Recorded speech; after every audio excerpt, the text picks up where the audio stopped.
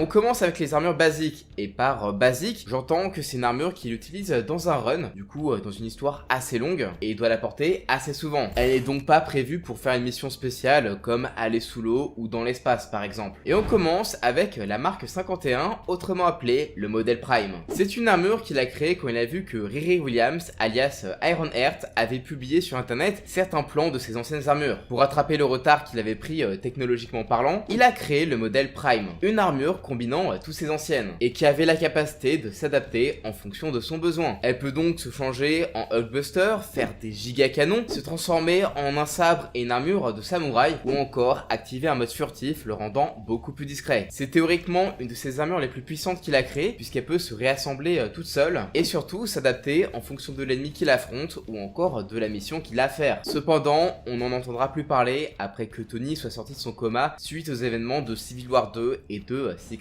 Empire. J'imagine que c'est parce qu'Iron Man doit toujours avoir un nouveau design et une nouvelle armure afin de coller avec une nouvelle série. Mais elle a eu un impact assez important vu qu'en fait, elle a inspiré le modèle 50 et 85 présentes dans l'MCU. Et d'ailleurs, par rapport à ces deux armures, en fait, pour nous, il y a juste une petite évolution en termes de design, mais Tony a fait plus de 34 armures pendant les 5 années d'ellipse d'Avengers Endgame. Évidemment, c'est l'armure la plus puissante que Tony Stark a pu créer dans les films, étant donné qu'en fait, c'est un petit peu la dernière, mais également parce que c'est la plus avancée. Pour rappel, cette armure est entièrement faite de nanorobots et peut, comme la Prime des comics, s'adapter à presque tout type de situation, en se modifiant pour créer diverses choses sortant de l'imagination de Tony, lui permettant dans ses plus hauts faits d'armes de survivre assez longtemps contre Thanos pour le faire saigner. Offensivement, l'armure est donc une bête, mais défensivement, elle n'est pas non plus en reste, puisqu'elle peut quand même résister assez longtemps à la puissance des pierres de l'infini pour que Tony puisse claquer des doigts afin de vaincre Thanos et son armée. Ouais, clairement, faut pas la sous-estimer. Et peut-être qu'on aura des armures plus puissantes dans le futur avec l'épisode coupé de What If, avec la Sakaar Armor ou encore avec un autre variante. Mais en l'état, c'est l'armure la plus puissante qu'il a dans les films. Et pour finir en beauté, on a le Mark 70 dans les comics. Et à première vue, c'est une armure plutôt basique et paraît assez ancienne. Et en vrai, c'est volontaire que ça soit niveau hauteur ou encore dans l'histoire. Dans un souci de remise en question personnelle, Tony a abandonné ses armures et sa technologie la plus sophistiquée pour revenir à un modèle qui d'apparence est quand même plus ancien, qui peut tenir comme à l'époque dans une mallette. Et c'est une armure qui a l'air assez normale en fait, dans le sens où elle ne dispose pas de technologie super avancée, mais elle reste globalement vraiment puissante en combat. Avec, il s'est blessé pas mal de fois, plutôt gravement d'ailleurs, à base de fractures, jusqu'à même se faire casser le cou par Korvac, un méchant très vénère. Il sera heureusement sauvé, mais le torse ainsi que son casque seront greffés de façon permanente sur lui pour lui permettre de remarcher. Et c'est un comics vraiment cool sur Iron Man qui met vraiment en avant sa personnalité plutôt que son côté machine. Et là, il a l'air faillible. Mais bon,